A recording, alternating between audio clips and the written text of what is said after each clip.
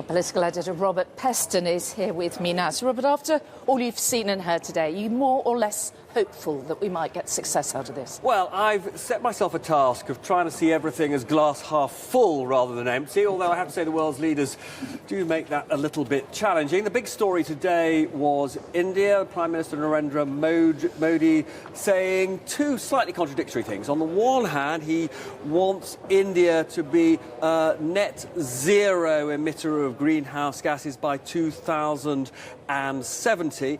Now, some would say that's 20 or even perhaps 30 years too late.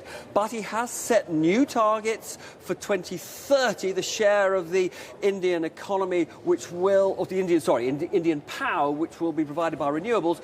And actually, most analysts think that what he said there is positive and ambitious. But funnily enough, it was something else completely about Modi that really struck me. He wants the rich countries to provide $1 trillion of finance to help poorer countries adjust to this new climate-friendly world that we need.